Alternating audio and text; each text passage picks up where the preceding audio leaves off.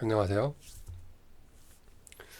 한동안 영상을 쉬었던 이유 중에 하나가 내가 과연 아는 게 뭘까라는 그런 생각들을 많이 해봤었거든요. 그리고 이런 것들을 얘기할 때 좀 더 알고 나서 얘기하는 게 더 좋지 않을까라는 생각들을 했었는데 애초에 혼자 공부하기 위함이고 저처럼 처음부터 한문부터 어려워서 이 접하는데 그 거부감이랄지 진입장벽을 느끼는 분들을 위해서 저는 이렇게 공부했습니다라는 걸 그냥 보여주는 과정이라고 생각돼서 그냥 만들기로 했고요.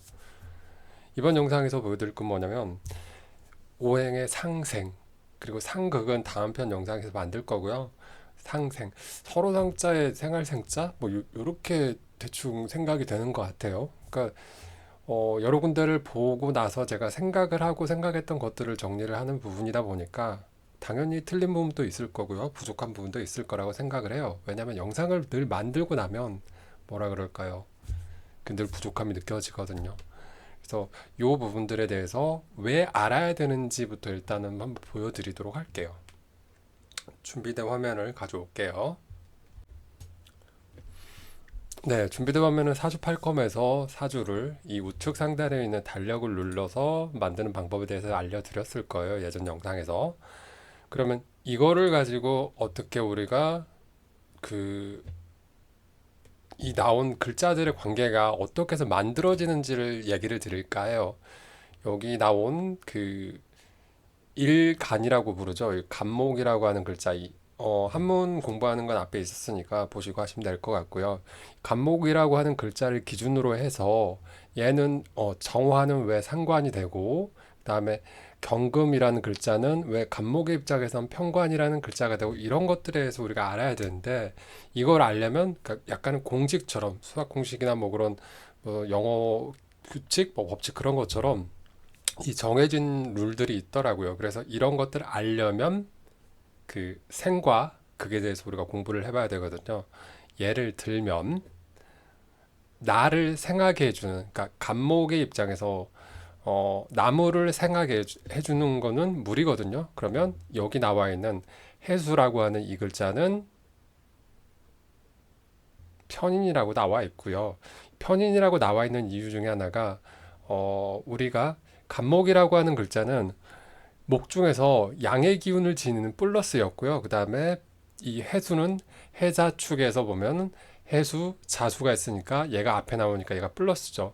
극이 같기 때문에 플러스 플러스로 같기 때문에 서로 자석처럼 그러니까 정인이 되려면 음과 양이 달라야 되고요. 그렇기 때문에 얘는 편인이라고 이렇게 만들어지거든요. 그리고 식신하고 상관이라고 하는 부분도 이 간목의 입장에서 생각해 주는 주체가 되거든요. 이 부분도 아마 십성이라고 해서 하나씩 하나씩 차분하게 익혀 나갈 거예요. 그래서 이 부분들을 공부하기 위해서는 지금 이 오행의 생에 대해서 우리가 공부를 해봐야 된다.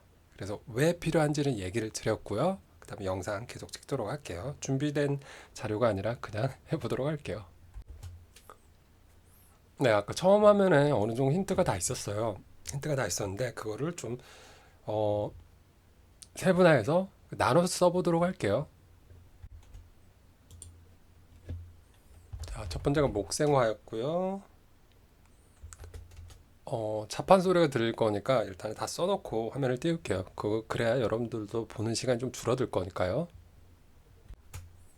네, 다 썼고요.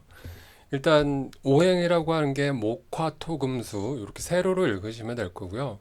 목생화라고 하는 건 뭐냐면 자, 잘 생각을 해보세요. 나무가 불을 화가 불이니까 불을 생하게 해준다라는 거예요. 목은 불을 생각해 준다. 어떤 거를 이미지를 떠올려 보면 되냐면 그냥 장작 넣어서 불이 커지는 그런 느낌? 요거를 생각해 보시면 될 것 같아요. 그러니까 어, 천간에서 보면 목의 기운을 지니는 글자가 간목과 을목이라고 하는 게 있는데 그 글자들은 천간에서만 보면 정화랑 병화라고 하는 글자가 있죠.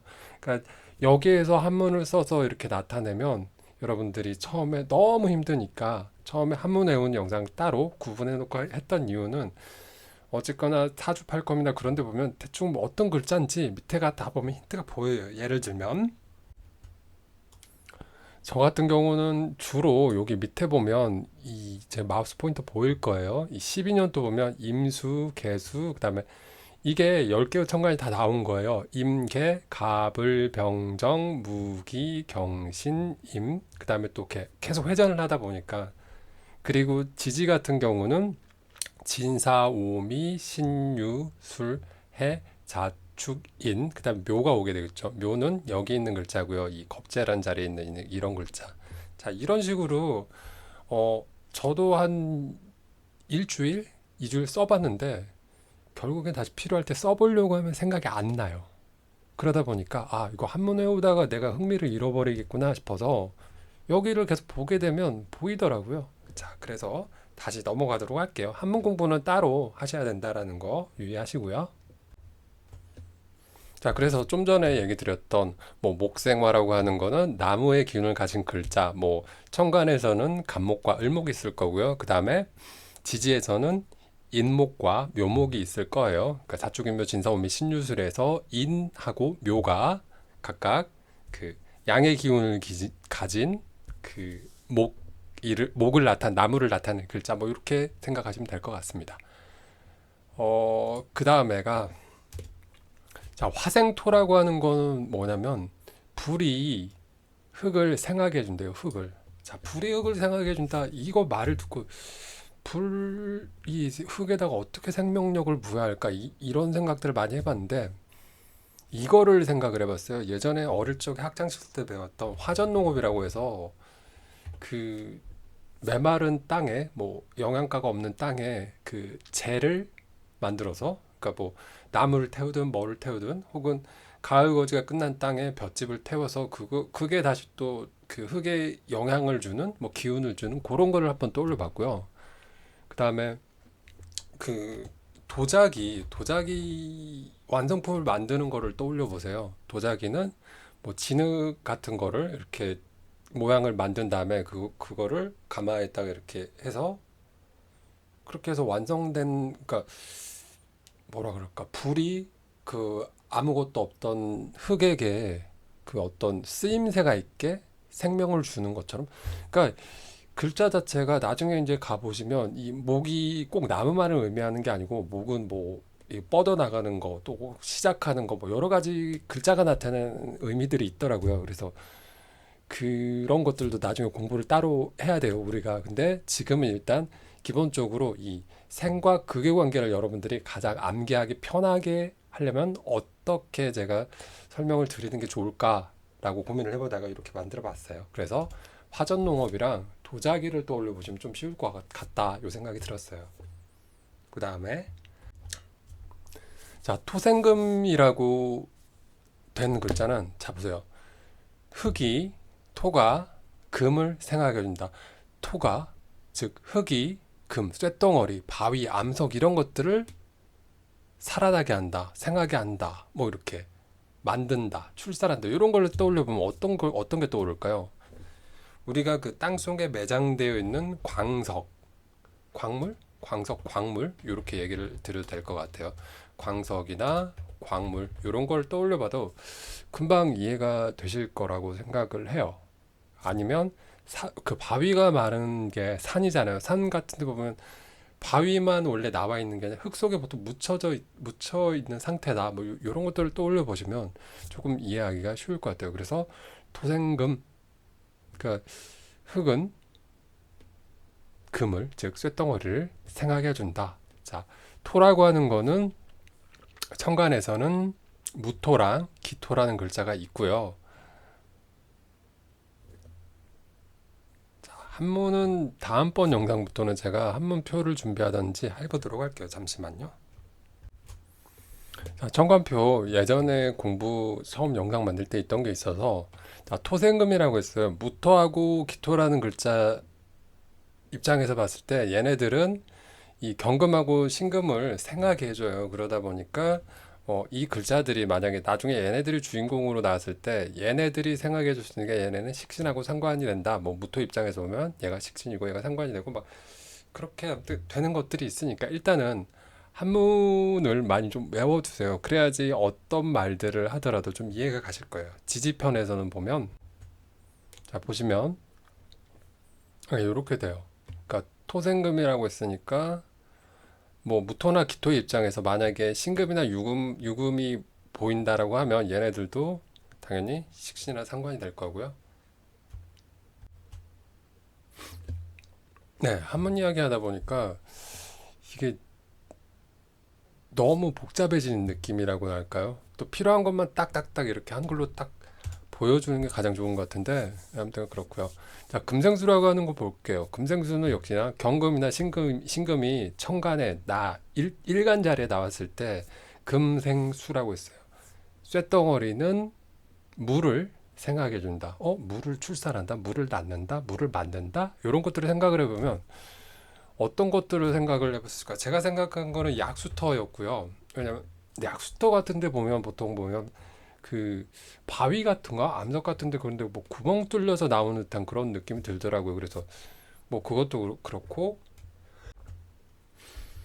음, 사이다 광고였나? 뭐 지하 뭐 150m 뭐 천연 안반수 몇백 미터 뭐 몇 킬로미터 뭐 천연 안반수 막 이런 광고들 있잖아요. 그래서 그런 것들을 떠올려보면 물이라고 해서 물이 만들어지는 거는 뭐 비가 와서 뭐 이럴 수도 있겠지만 바위나 암석 아래에 있는 뭐 그런 것들을 뚫고 나오는 그런 물이 진짜 물이지 않을까? 이런 생각들이 들기도 했고요. 그리고 뭐 동굴 같은데 이렇게 고드름이 아니지 뭐라 그러지? 이슬도 아니고 뭐라 그럴까요? 그거.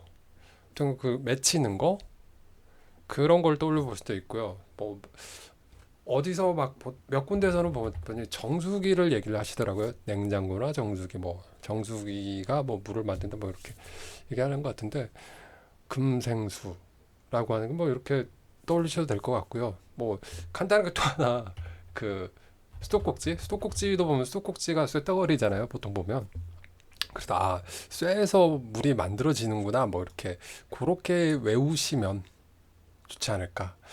여기 뒤에는 좀 너무 오반 것 같은데 지우지는 않을게요. 그렇고요. 그다음에 수생목이라고 하는 거는 여러분도 흔하게 생각을 해볼 수가 있을 거예요. 화분 같은 거 보면 화분에 물 주기. 그러니까 나무에 물을 줬더니 나무가 이렇게 생기가 돌더라, 잘 자라더라 이렇게 떠올려 보시면 될 것 같고요. 그래서 그 오행의 상생 여기 앞에다 제목을 좀 붙여놔야 되겠다. 오행의 상생이라고 이렇게 얘기를 드려볼게요.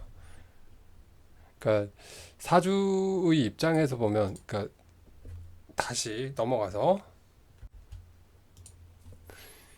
여기 나와 있는 이 글자가 그 간목인데요. 간목에서 입장에서 봤을 때 얘는 같은 색깔. 다시 간목은 녹색이니까 이렇게 할게요. 간목의 입장에서 봤을 때 얘는 녹색 같은 색깔, 같은 영역이라는 거예요. 그 다음에 묘목이 그렇고 그 다음에 경금이라고 하는 이 한자는 음,